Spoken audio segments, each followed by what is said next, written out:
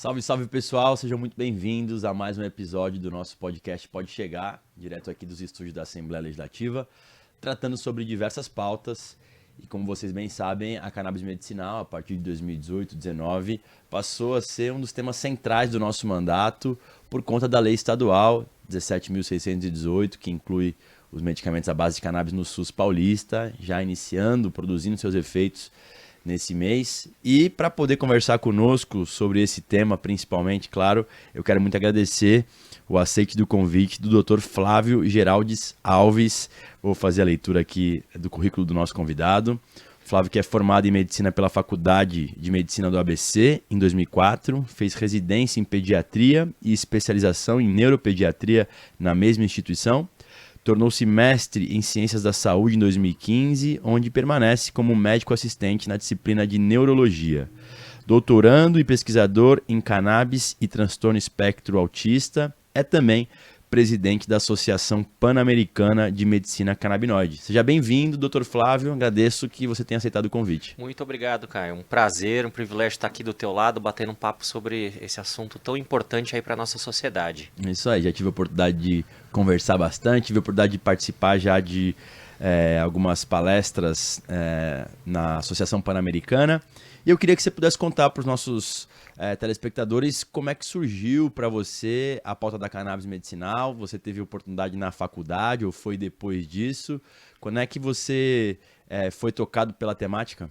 Então, já por permanecer na faculdade desde a minha formação, agregar a equipe de neuropediatria, já desde 2014, quando surgiram aí os primeiros relatos lá nos Estados Unidos, né, do uso da cannabis para epilepsia, o nosso chefe lá, o Dr. Rubens Weinstein, sempre se preocupou com esse assunto e ensinou pra gente o sistema endocannabinoide, como que funcionava a cannabis medicinal. É um dos colegas, dos primeiros prescritores do Brasil. Então, esse assunto sempre esteve em pauta dentro da faculdade desde essa época.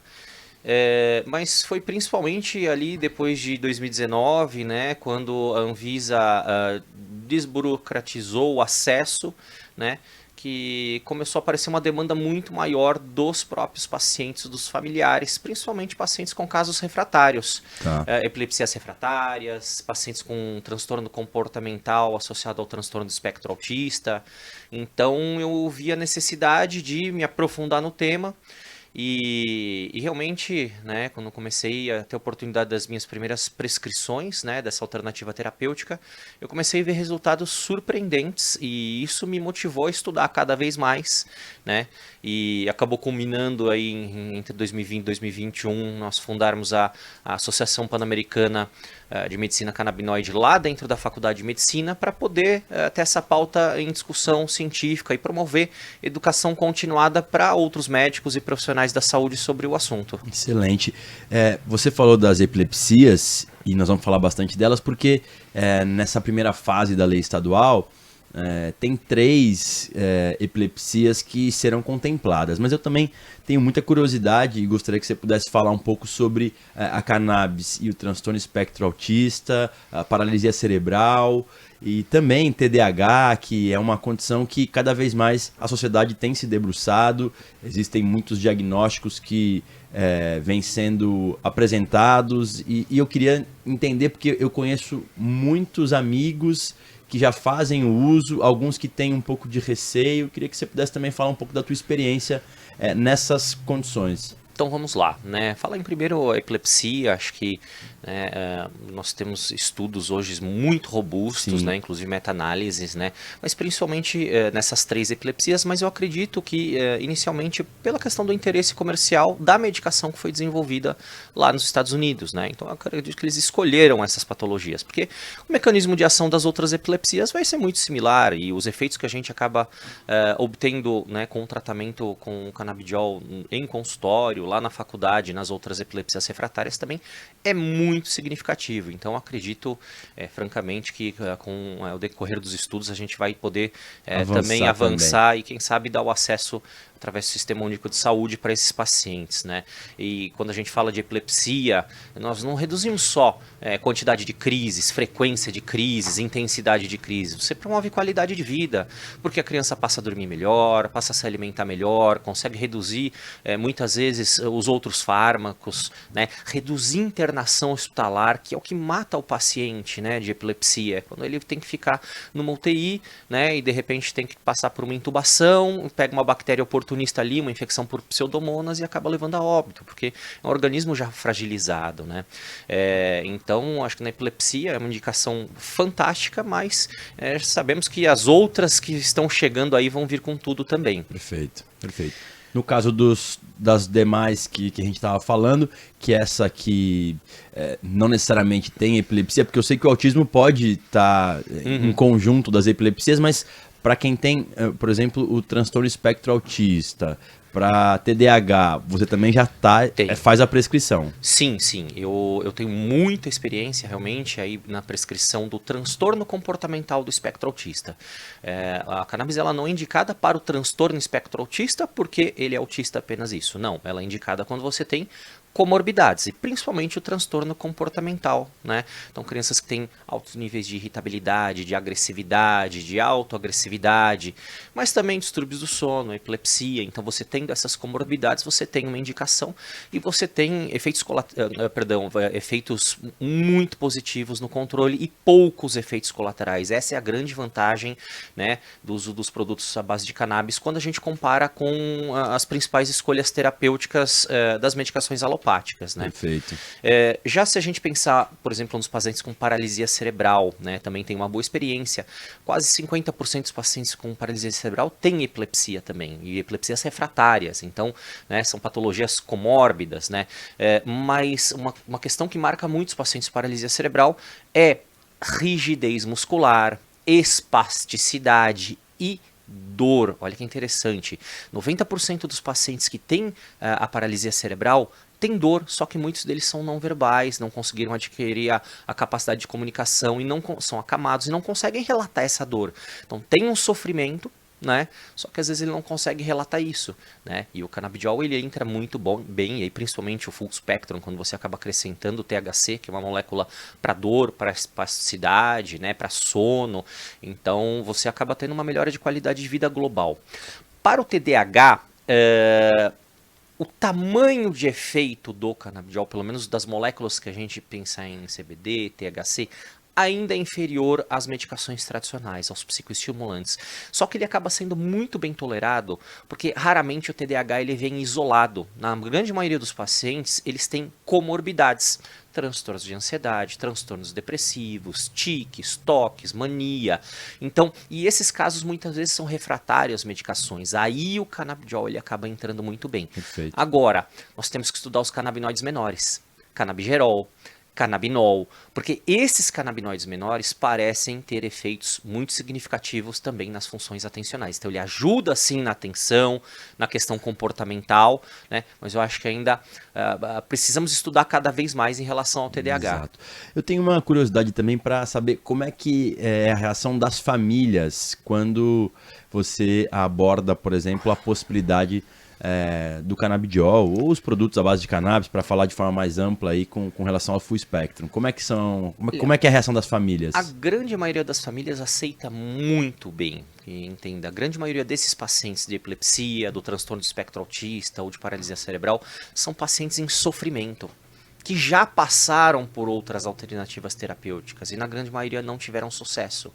Então, quando você mostra que existe uma possibilidade de uma atuação diferente, que é a regulação do sistema endocannabinoide, que nenhuma das medicações alopáticas faz, né, e que ele pode, né, tentar trazer essa homeostase para todo o organismo do paciente, os pacientes vêm com muito bons olhos. Eu acho que o grande preconceito na nossa sociedade não vem da família, não vem dos pacientes, ainda vem dos médicos, exatamente pela falta do ensino do sistema endocannabinoide dentro das faculdades de medicina. Aproveitar então para cumprimentar a faculdade do ABC, que é uma das pioneiras assim do estado de São Paulo a poder incluir esse curso, fazer uma saudação também ao Dr. Rubens Weinstein. Queria que você pudesse também falar um pouco de como é que é essa experiência, porque você me falou aqui que as vagas se completam com rapidez. E, enfim, para a gente é muito importante que na faculdade a gente tenha isso dentro da grade curricular. Perfeito. Essa até é uma das propostas da APMC, né? A gente trabalhar, a gente brinca assim, a categoria de base, né? Então, dentro da disciplina da neuropediatria, já há mais de 10 anos, a gente já tem, né, o contato, né, com o sistema endocannabinoide, só que nós resolvemos trazer isso para os alunos. Então, assim, nosso primeiro contato em massa foi há 2 anos atrás, onde nós organizamos dentro do Congresso Universitário da Faculdade de Medicina do ABC, que é o congresso mais antigo entre as faculdades de medicina. Nós fizemos ali uma mesa de canabinoides, 4 horas para os alunos, tinham 250 alunos de medicina. E foi muito bacana, muito legal, eles tiveram uma aceitação muito, muito boa no entendimento do sistema endocannabinoide. Então, decidimos tornar isso uma questão rotineira. Então, fizemos a proposta para a diretoria da faculdade e eles aceitaram prontamente a abertura da disciplina, a princípio eletiva, né, para os alunos de medicina, mas também para os outros cursos, para as outras especialidades não médicas ali. E já estamos na 3ª turma, mais ou menos 75 alunos, e muito interessante que é um tema que chamou a atenção, porque, né, assim, um relato até do pessoal ali do administrativo falou, olha, é a disciplina que, assim, abriu e esgotou mais rápido as vagas. Então, eu vejo os alunos bastante sedentos por esse tipo de informação. Talvez essa nova geração também tenha essa informação já mais consolidada, né, doutor Flávio? Porque também existia isso, né? O preconceito que a planta sofreu ao longo desse processo também fez com que os próprios médicos que se formaram há 20 ou até mais do que isso, também tivessem mais resistência ao conhecimento em relação ao tema. Sem dúvida, eu acho que se a gente pensar em contexto histórico, né, a cannabis medicinal ela já tem relatos de uso de 5.000 anos de história, né? É lógico, né, não eram estudos científicos mostrando efeitos positivos, os efeitos colaterais, tentativa e erro ali. Relatos, né? Relatos. E nós estamos nesses 5.000 anos de história no momento de 90 anos de uma proibição, vamos assim dizer, né? Então é um momento que a gente tem que sair, né, dessa encruzilhada para realmente mostrar, eu digo, o sistema endocannabinoide. E quando você vai por uma matéria nova num currículo de medicina, veja bem, geralmente leva em torno de 30 a 40 anos para ter aceitação, né, das escolas médicas para entrar na grade curricular. E o sistema endocannabinoide foi descoberto lá pelos anos 90, então a gente está mais ou menos nessa época de aceitação, mas eu acredito que, né, nós precisamos não só entrar com essa questão acadêmica nas universidades, mas um incentivo de pesquisa, né? E aqui eu até te parabenizo, né, pela tua iniciativa, tua e do Eduardo Suplicy, no sentido de ajudar no financiamento, fomentar, sim, né, de estudos científicos. Eu acho que é isso que a gente realmente precisa no Brasil também, estudar, né? Porque eu digo, nós temos recursos, nós temos população, nós temos pesquisadores maravilhosos, mas isso ainda precisa ser estimulado, porque a questão burocrática ainda é muito difícil para você acessar, né? Perfeito. Eu queria que você pudesse também falar então um pouco a respeito da Associação Pan-Americana de Medicina Canabinoide, a fundação dela. Hoje você preside a entidade. Qual é a atuação do ponto de vista prático? Vocês capacitam médicos? Vocês estão em busca de estudos que possam corroborar aí com as evidências mais robustas sobre essa ou aquela patologia? Como é que está hoje os movimentos da APMC? Nossa proposta sempre foi aí o tripé de saúde, ciência e educação. Então nós iniciamos com um programa de educação continuada, né? Então temos uma média de 2 a 3 aulas por mês para todos os profissionais da saúde, no sentido de discutir os principais artigos, as principais patologias, a expertise de cada um dos médicos ali. Eu falo, ensinar o que o artigo científico não ensina, né? Já tivemos oportunidade, então hoje na nossa base de dados, no nosso site, já temos mais de 38 aulas ali, então é praticamente uma pós-graduação que tem ali para os nossos associados. Fizemos aí o nosso congresso ano passado, tivemos o privilégio da tua participação. Foi um prazer. Esse ano já fizemos um simpósio de endocannabinologia pediátrica dentro do campus da faculdade, 100 pessoas presenciais, mais 50 online. Agora, no dia 22 de junho, vamos ter um simpósio de odontologia canabinoide, exatamente para também mostrar a prática clínica dentro dessa especialidade da odontologia, suas aplicações clínicas. Vamos ter um simpósio de geriatria, outro de dor. Então, estamos fazendo parceria com outras sociedades também fora do Brasil que estudam cannabis, exatamente para a gente trazer para o nosso associado conhecimento de uma maneira ética e acadêmica. Então, essa é a proposta. E fomos contemplados exatamente agora pela faculdade com a possibilidade de entrar dentro da faculdade, tanto para ensinar, né, para os alunos de medicina e das outras áreas da saúde, mas também para desenvolvimento de pesquisas dentro do campus da faculdade. Então, a faculdade ela sempre se abriu muito nesse sentido. Abraçou também a PMC. Abraçou, sem sombra de dúvida. Mais uma vez, meus cumprimentos aí à faculdade do ABC por também ser tão assim, aberta a esse tema, porque ainda existe resistência, e você disse bem assim, no universo médico, isso acaba existindo, e eu sei que as universidades precisam também ter um cuidado ao lidar sobre temas, especialmente esses que têm um pouco mais de tabu. Doutor, eu queria então já entrar na nossa lei estadual aqui, queria que você pudesse fazer um comentário a respeito da inclusão dos produtos à base de cannabis no SUS paulista. A gente está no momento já em que os produtos foram adquiridos pela Secretaria, já estão espalhados pelas regionais, aguardando aí para que os pacientes e os médicos, claro, possam preencher os ritos do protocolo. Queria que você fizesse um comentário amplo também na sequência sobre o protocolo, porque depois eu quero destrinchar com você a respeito da inclusão de novas patologias e tal, mas eu queria inicialmente que você pudesse fazer um comentário a respeito dessa legislação estadual. Perfeito. Digo, olha, para mim foi um privilégio. O dia que saiu o protocolo, eu já tive acesso a ele, já estudei, e ele está muito alinhado à prática clínica dos epileptologistas que trabalham com cannabis. Então, obviamente que inicialmente para essas patologias, para essas encefalopatias epiléticas, que são, né, patologias mais raras, mas que trazem um sofrimento muito grande para essas famílias, né? E realmente o custo do tratamento acaba sendo muito significativo, porque as doses que se usam em epilepsia são altas. São diferentes de doses que usamos, por exemplo, para tratar transtornos de ansiedade, para tratar o transtorno comportamental dentro do espectro autista, né, mesmo para tratar pacientes com dor crônica, são doses mais baixas. Para epilepsia, muitas vezes você vai usar na criança 20, 25 miligramas por quilo de peso, né, do paciente. E isso acaba, alguns estudos relatam assim, um custo mensal de 3, 4 mil euros, por exemplo, por mês, né? E acaba sendo inacessível para a grande maioria das famílias, né? Então, eu acho que São Paulo está nessa vanguarda no sentido de poder custear um tratamento que acaba sendo bastante caro, mas que promove uma verdadeira inclusão social para esses pacientes, porque só, né, quem está na família, de uma família ali com epilepsia, sabe o sofrimento que é ver teu filho ter 30, 40 convulsões por dia, que é o que geralmente acontece nesse tipo de patologia. E poder desmamar outras medicações e você poder voltar com o teu filho a voltar a frequentar um parque, voltar a frequentar um restaurante, parece pouca coisa para quem não vive essa realidade, mas para essas famílias é uma coisa muito significativa.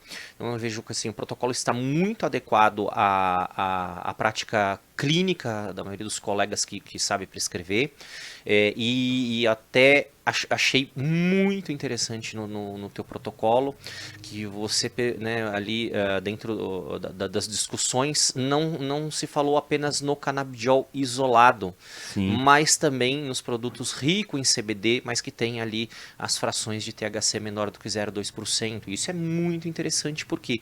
Porque isso acaba reduzindo o custo do tratamento, né? Quando você acaba acrescentando, né, essa pequena parcela do THC, terpenos, flavonoides, os canabinoides menores, você potencializa o efeito terapêutico, né, do óleo, e você acaba conseguindo trabalhar com doses 3, 4 vezes menores, menos efeitos colaterais, menos custo por estado e com geralmente os mesmos resultados e a mesma qualidade de vida. E aí vai ser a opção do médico, se ele entende que naquele momento, né, se o paciente, né, a indicação é o produto isolado, se vai usar o produto né, com até 0,2% de THC, né, por uma série de fatores, né, mas dar essa opção para o médico traz uma... né, para quem sabe, uma segurança, né, e muito grande, né. Fico feliz em ouvir isso de alguém que está com experiência na clínica direta de fazer essa prescrição. E aí, para que o nosso telespectador possa ter noção, a gente já fala bastante, mas eu sempre reitero, a gente tem aí 3 condições nessa primeira fase, que é Dravet, Lennox-Gastaut e esclerose tuberosa. Isso. E aí me ajuda, doutor, todas elas têm como principal característica, eu diria assim, as convulsões de difícil controle. Isso, são encefalopatias epiléticas, não são epilepsias simples, que você usa uma medicação simples, como um valproato de sódio, né, e toca a tua vida, né, pode até dirigir, sabe? Tá. Então são encefalopatias epiléticas, são condições que cursam geralmente com, além dessas epilepsias, né, das crises epiléticas extremamente frequentes, né, durante o dia, muitas vezes ao dia, cursam com atraso de desenvolvimento, com deficiência intelectual, ou às vezes até com involução do desenvolvimento neuropsicomotor. Então são patologias que trazem um transtorno global para essa criança. Eu imagino que sim, mas só para confirmar, você tem pacientes que estão incluídos nessas condições aqui, né? Tenho sim. síndromes. E já tem um que já estou preenchendo toda a documentação para encaminhar aqui para o nosso Sistema Único de Saúde. Fico feliz. E de fato, foi fácil mesmo o acesso, porque teve muitos médicos que me solicitaram que a gente pudesse tentar detalhar um pouco mais isso. Eu achei, no início eu estava com um pouco de dificuldade, mas depois eu achei um caminho ali que achei mais fácil o protocolo. Então eu posso atestar aqui diante de um neuropediatra que o processo é simples. Eu vou ser muito honesto contigo. O protocolo ele está muito bem escrito. Ensina o médico a realizar a prescrição da maneira correta. Logicamente o médico tem que estudar, né, tem que entender as interações medicamentosas, os efeitos colaterais, porque ele não vai fazer o uso apenas do canabidiol, ele vai ter que saber trabalhar com as outras medicações, né? Cannabis aumenta o efeito de uma, diminui o efeito de outra, tem a questão da metabolização hepática, mas eu acredito que assim, dentro dessas 3 patologias, o protocolo ele está muito bem escrito, muito acessível, simples. Acho que com boa vontade o médico consegue ajudar o paciente sem sombra de dúvidas. Uma das contraindicações que está incluída no decreto regulamentador para crianças com menos de 2 anos. Teve uma discussão dentro do GT em relação a isso. O senhor tem alguma posição em relação ao tema? Então, acha que foi, vamos dizer assim, exagerado ou foi mais cauteloso e merecia essa cautela? Essa é a recomendação da OMS. Tá. Né? Então eu vejo que o grupo foi cauteloso ao respeitar a recomendação da OMS. Né? Então, que diz que os produtos à base de cannabis devem ser iniciados a partir dos 2 anos de idade. A gente sabe que mesmo alguma dessas patologias, o quadro pode se iniciar antes também, né? Então, eu acho que aí, no teu consultório, né, no teu atendimento, você tem que conversar com a família, explicar todas as situações, todas as possibilidades, eventualmente, né, se a família, olha, se eu gostaria de tentar, né, olha, ele tem 1 ano e 6 meses, mas está tendo esse prejuízo, né?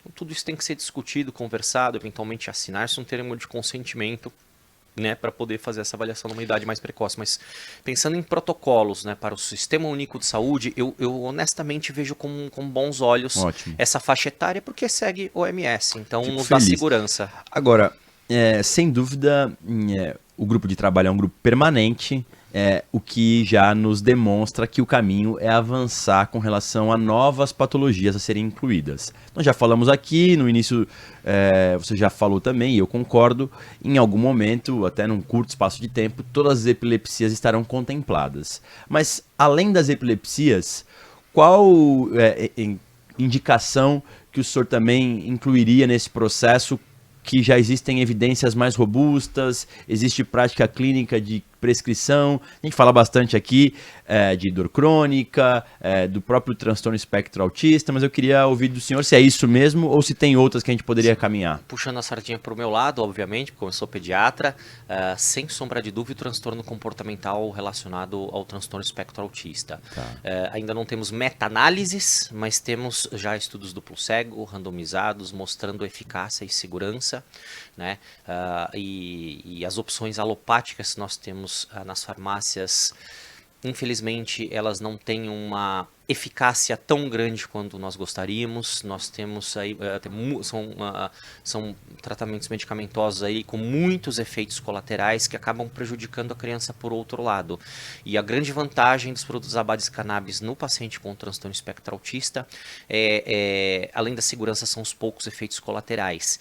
E eu vejo com melhores olhos ainda, por quê? Porque se a gente pegar principalmente os estudos lá do Grupo de Israel, a gente vê eu ia falar sobre isso. A gente vê que a criança no espectro autista, quando a gente compara com a criança típica sem o autismo, ela tem níveis menores de endocannabinoides desde o nascimento, de anandamida, de palmitoiloetanolamida, de oioetanolamida. Então, por isso que também faz tanto sentido quando você faz a suplementação desses fitocannabinoides.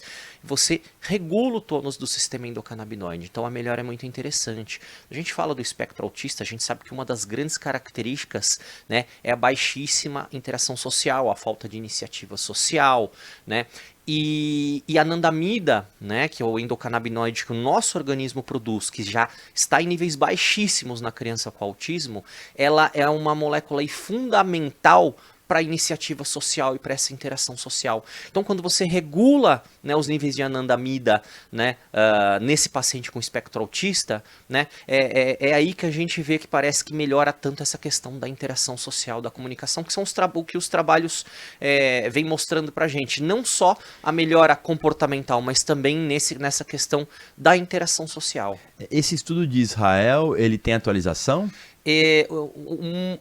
Tem vários estudos saindo, obviamente, teve uma revisão que saiu no final do ano passado, mas o estudo mais importante é um estudo de 2021 do professor Adil Aran, onde ele faz um estudo que ele compara o placebo, né, a um óleo de canabinoides purificados a um produto full spectrum, e ele vê realmente que o full spectrum você, né, tem melhora comportamental, né, nas escalas aplicadas, e o estudo sugere também melhoras nos sintomas centrais do autismo, e são questões que nenhuma outra medicação, né, alopática da prática clínica do nosso dia a dia tem essa melhora, né, nas questões, nos sintomas centrais, né? Então acho que vejo de uma maneira extremamente promissora. Doutor Flávio, você falou aqui sobre o edital de emendas, que através da frente parlamentar, tanto o nosso mandato quanto o mandato do deputado Suplicy, a gente fomenta com recursos, e um dos projetos contemplados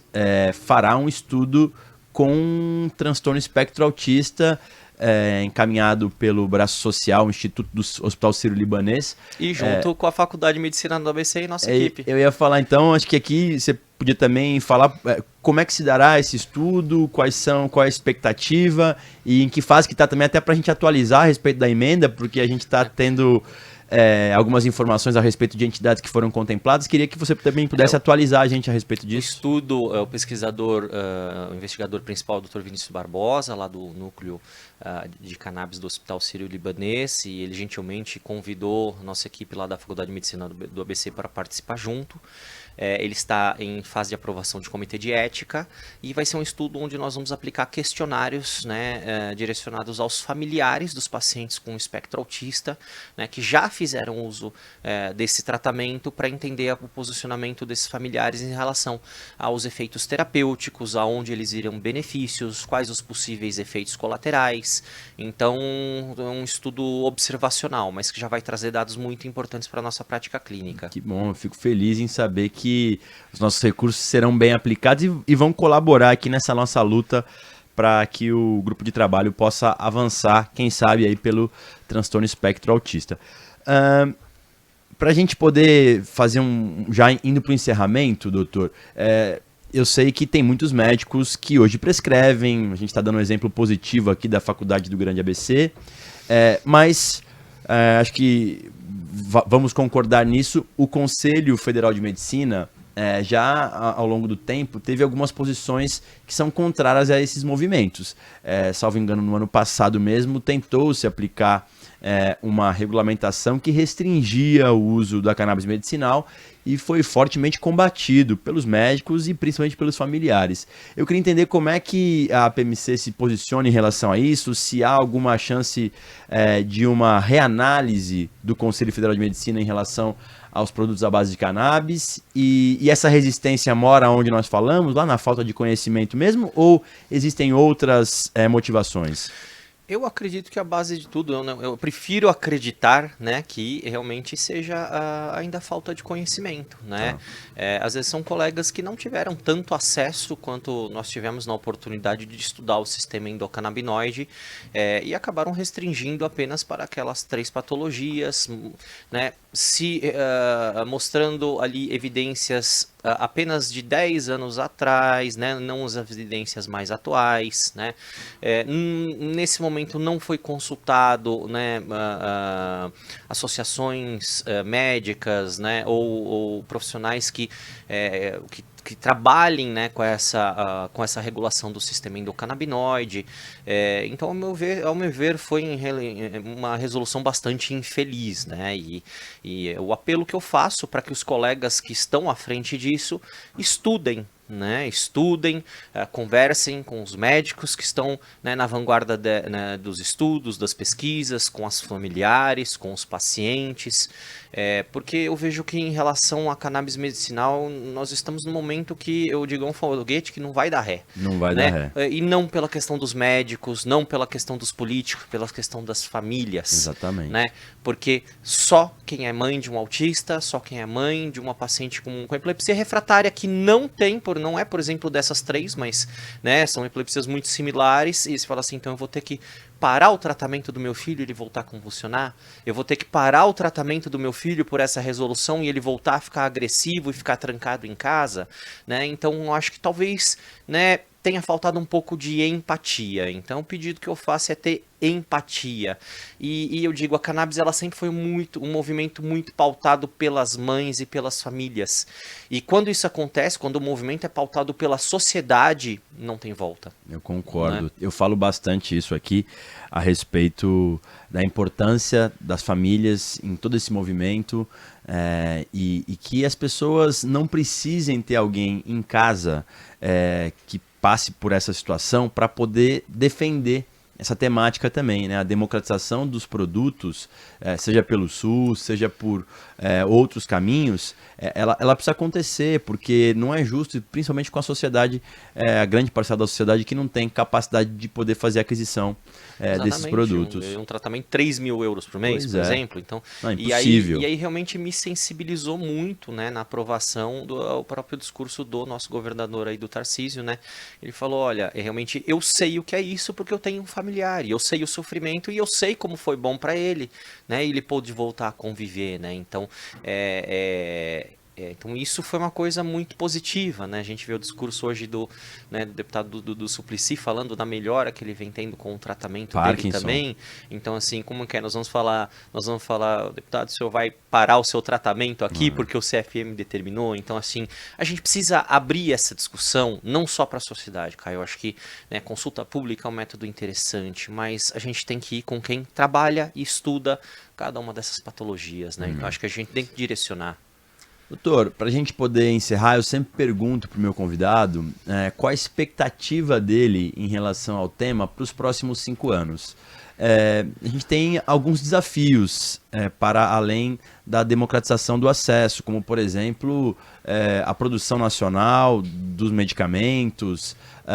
Existe hoje uma discussão sobre a 660 na Anvisa acontecendo. Eu queria que nessa parte final você pudesse fazer um pouco de uma reflexão do que o senhor espera para os próximos 5 anos em relação ao tema? Eu acredito, eu vejo com bons olhos, eu vejo que tem aumentado o número de profissionais da saúde que têm estudado o sistema endocannabinoide, que têm se interessado pelo assunto, que tem a demanda do paciente que chega no seu consultório e fala assim, olha, eu gostaria de avaliar a possibilidade do uso, né, e forçar o médico a estudar, a ir atrás, né, eu digo, por exemplo, olha, como que meu consultório, meu dia a dia, ele se amplia. É pelas famílias, onde vem e fala, caramba, por que teu filho melhorou tanto? O que aconteceu? Né? Olha, aquele colega lá, ele fez o tratamento dele com cannabis, bem indicado, da maneira correta. Ele falou, caramba, e se eu for para essa possibilidade? De repente você vai aumentando esse leque, né? Então eu vejo que assim, aumentando a produção científica e você ser um pesquisador no Brasil, você é um verdadeiro guerreiro. Essa é que é a grande verdade, né?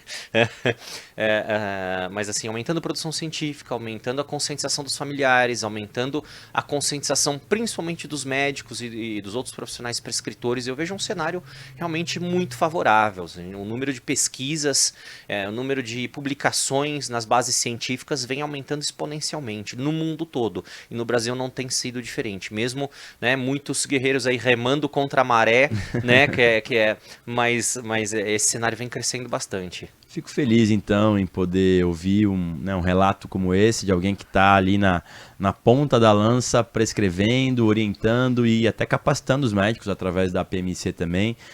Quero muito te agradecer, em nome da Assembleia Legislativa, por esse bate-papo, doutor, parabenizar também pelo trabalho em todas as frentes. E se eu precisar de algum apoio para poder avançar com relação a novas patologias no grupo de trabalho, eu sei a quem eu vou recorrer aqui. É um prazer poder recebê-lo aqui. As portas estão abertas. Eu que agradeço o convite de bater esse papo contigo e com o nosso público, é um privilégio. E quem quiser estudar um pouco mais sobre a cannabis medicinal, né, pode conhecer a PMC através de nossas redes sociais, claro. Pelo Instagram, @cannabis, com 2 N's, Panam, com M no final, de Pan-Americana. Perfeito. Aí lá divulgamos nossas aulas, nosso conteúdo, artigos científicos. Então é um programa de educação continuada. Muito bom, espero que vocês tenham gostado também do nosso bate-papo. O Dr. Flávio é um experiente prescritor de cannabis medicinal que tem auxiliado muito a gente nesses avanços. E em breve eu volto com outro convidado para a gente poder tratar desse e de outros temas. Um abraço, até a próxima.